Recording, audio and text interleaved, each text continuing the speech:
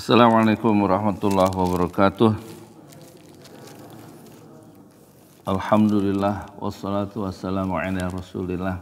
Alhamdulillah Allah pertemukan kita dalam majelis ilmu yang insya Allah berguna untuk kita semua, dan kita menunggu untuk ketiga kalinya Ustadz Cecep Furqon.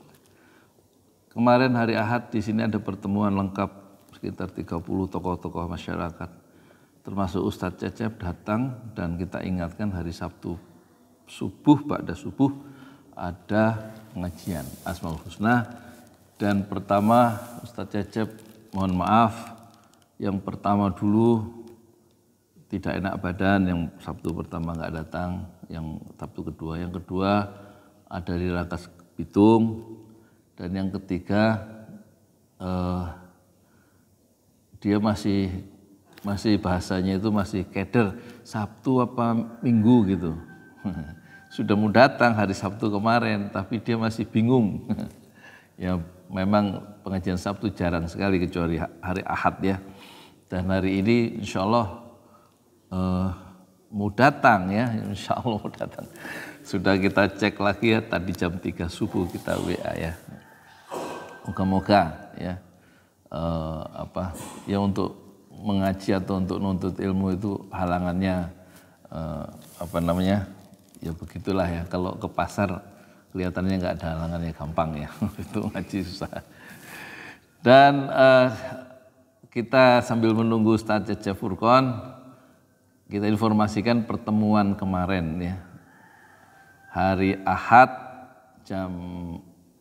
undangannya jam 4, tapi mulai jam 4:15 sore,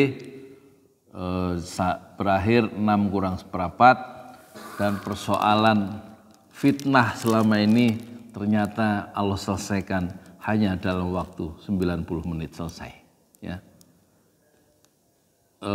Yang hadir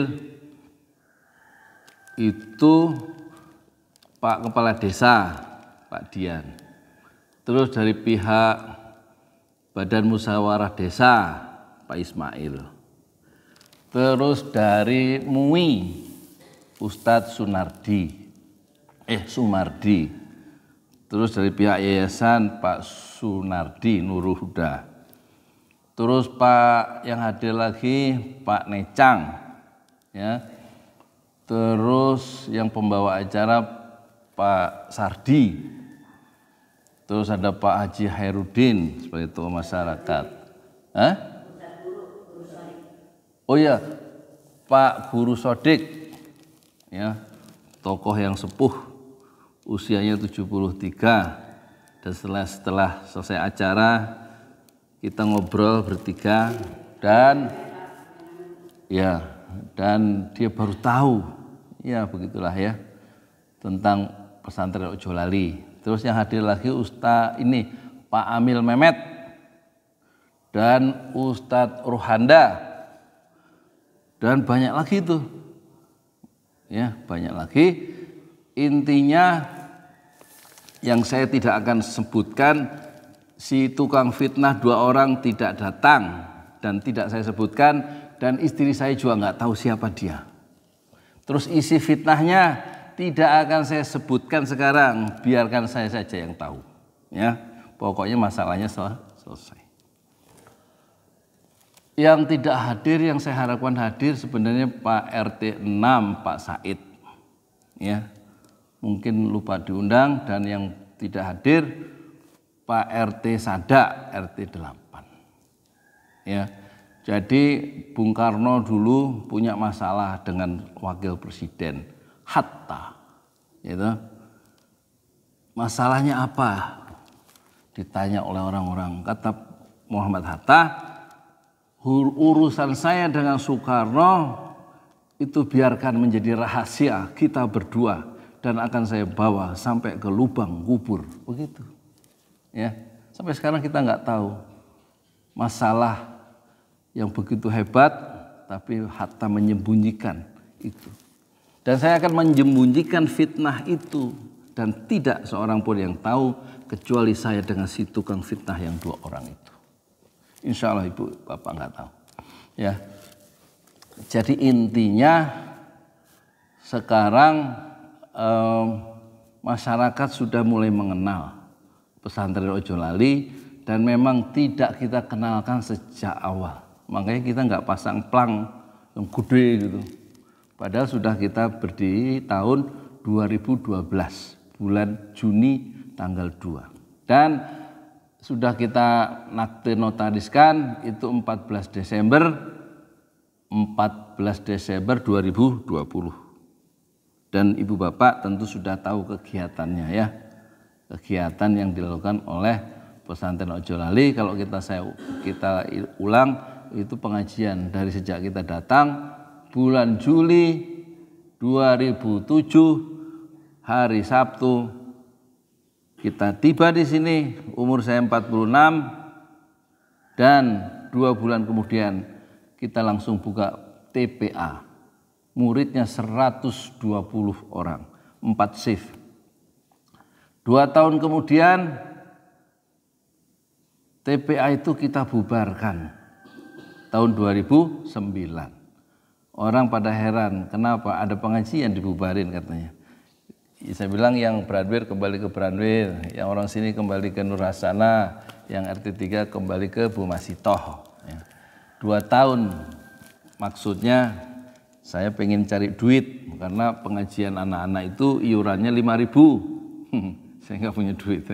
2 tahun saya cari uang, alhamdulillah dari 2009 sampai 2011 nggak punya duit juga. Ya udah kita bikin pesantren Ojo Lali.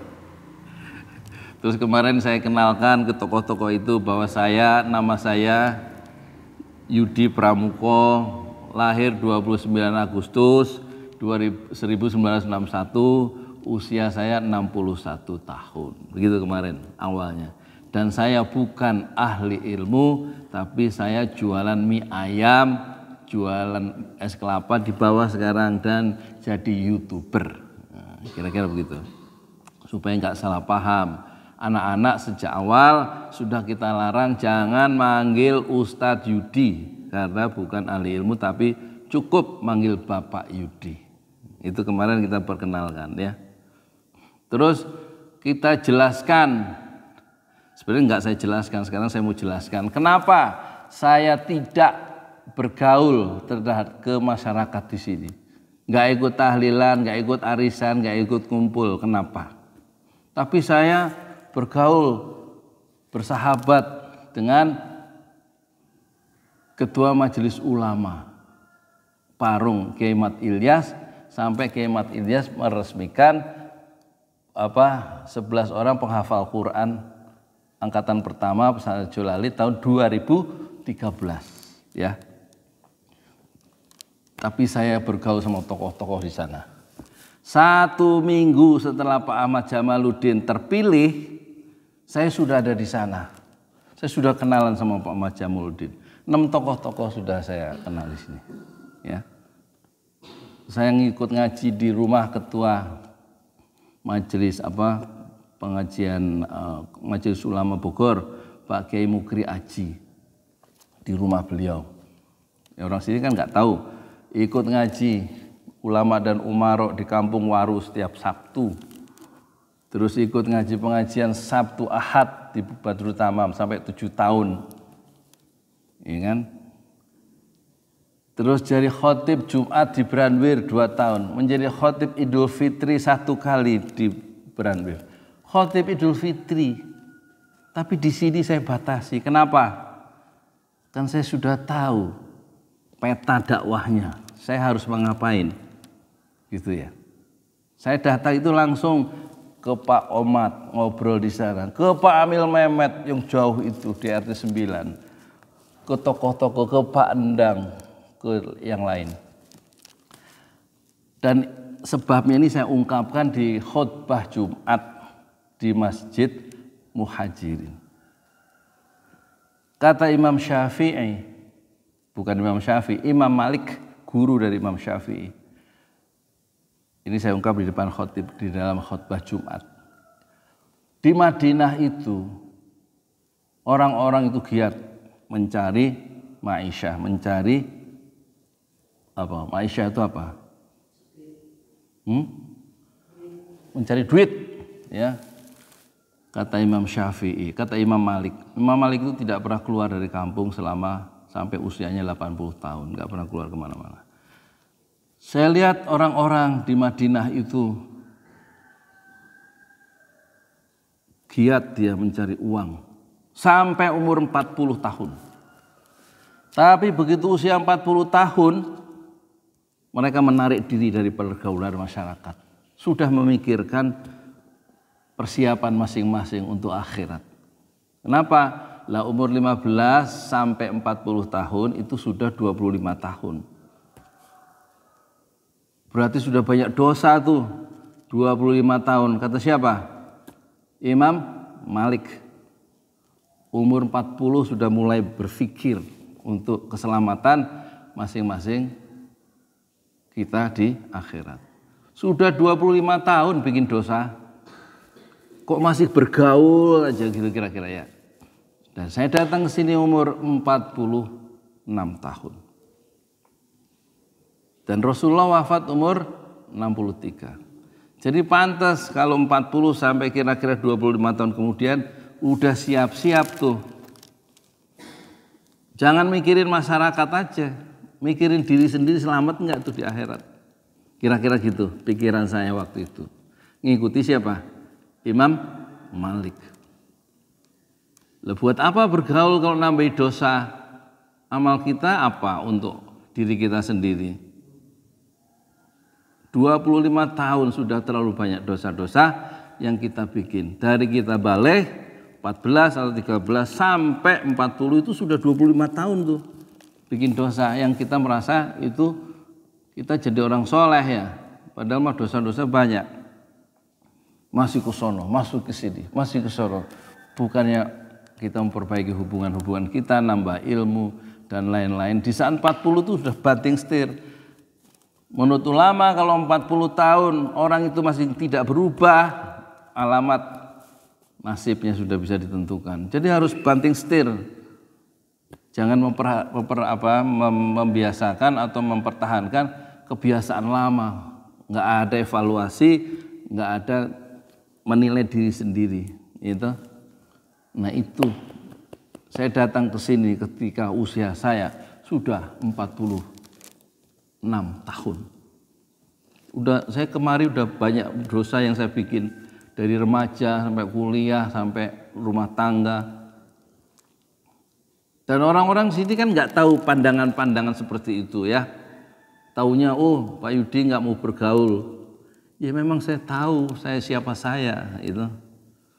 Tapi saya bergaul dengan ahli-ahli ilmu tertentu di luar sini.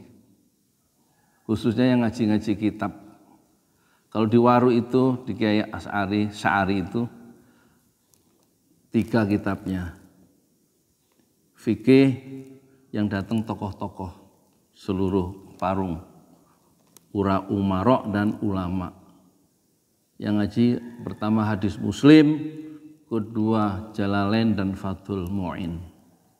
Gitu. Belum yang di Nurul Iman di sini. Ulama-ulama seluruh Depok datang ke situ di Curug Topik. Hari Ahad jam 7 sampai jam 9. Saya ke sana. Ustadz Badrul Tamam tafsir Jalalain, Ibnu Katsir dan juga fi Zilalil Quran. Di rumah Pak Mukri Aji itu 2 yang ngajar. 1 Pak Mukri Aji, Profesor Doktor, dan Kiai Ali Nurdin Darussalam almarhum. Kitabnya 2 kitab tinggi yaitu Ihya Ulumuddin dan Al-Hikam.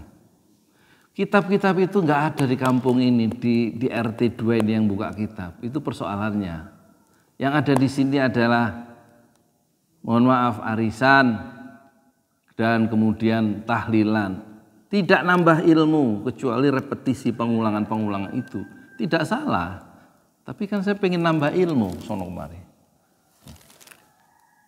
Itu sekedar kemarin sudah alhamdulillah clear.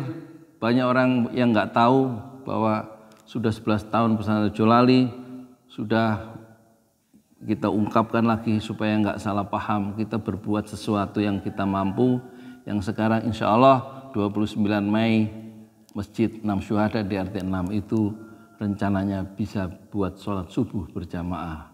Lantai 2 tapi mungkin baru 1 dulu. Insya Allah. Terus beras ya sudah terhenti sampai 10 ton dananya. Dananya nggak ada, semuanya minta-minta dana itu dari YouTube, bukan uang saya. Sekarang kita sedang bikin gerobak yang ke-27.